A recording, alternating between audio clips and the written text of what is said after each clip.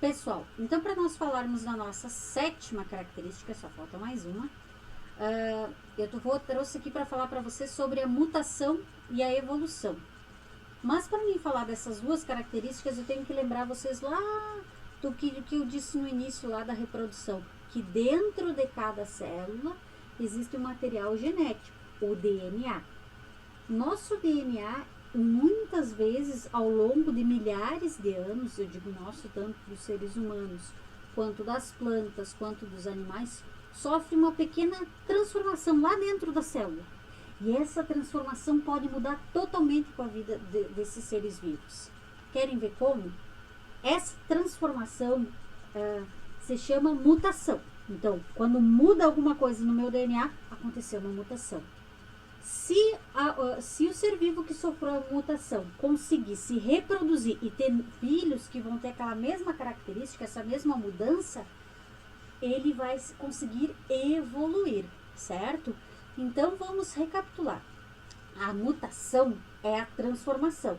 Se eu conseguir me reproduzir, eu vou conseguir me adaptar e levar essa característica adiante. Mas que transformações podem ser essas, prof? Por exemplo, aqui a gente tem um ouriço, né, um porco-espinho. Esses animais, há milhares de anos atrás, eles tinham pelos macios. Tipo esse porco-espinho aqui que vocês estão vendo, ó. Estão vendo? Aqui ele tem ainda umas cerdas macias e depois pro fim do corpo umas bem duras. Aconteceu um erro genético que transformou aquele pelinho dele, que era para ser sempre macio, em algo duro. Ele se reproduziu e criou um grupo enorme, uma família enorme, que se transformou numa nova espécie que tem o pelinho duro, né? Em forma de espinho. Então tem essa espécie, tem essa aqui. E o que isso permitiu para ele? Essa mudança ao longo do tempo permitiu ele se adaptar melhor e conseguir sobreviver. Porque não é qualquer ser vivo que vai chegar e vai querer morder esse ouriço. Porque vai se encher de espinho, não volta da fuça, como a gente às vezes vê os cães, né? Com a fuça cheia de espinho de ouriço.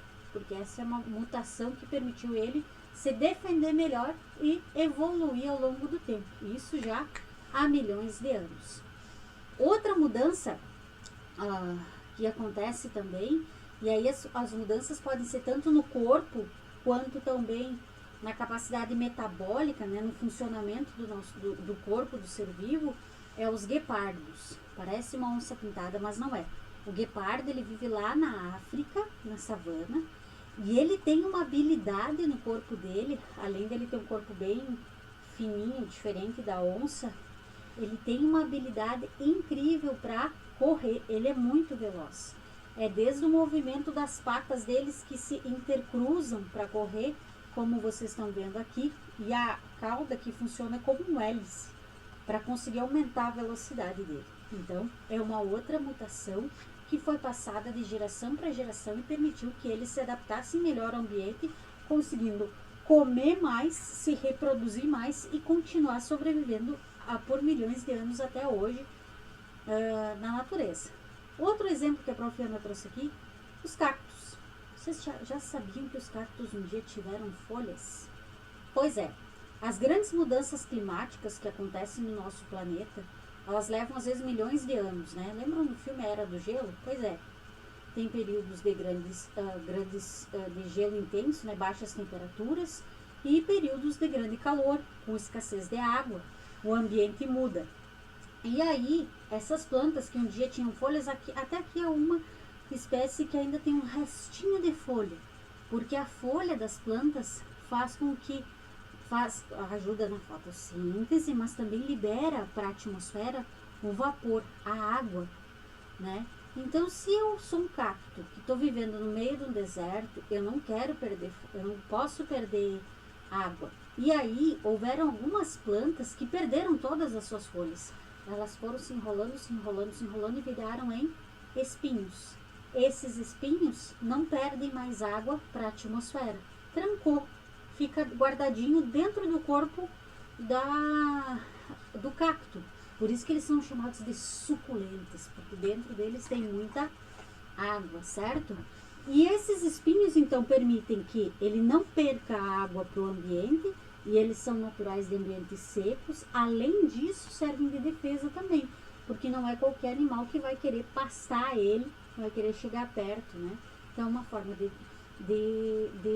defesa que conseguiu ser passada para outras plantas filhas deles, né? E continua aí até hoje. Então são transformações passadas para outras gerações que permitem que elas continuem evoluindo ao longo do tempo. Mutação e evolução. Todo ser vivo tem essa característica, até mesmo os unicelulares. Certo, pessoal? Vamos para a nossa última característica, então. Deixa eu encerrar esse vídeo e seguimos no próximo.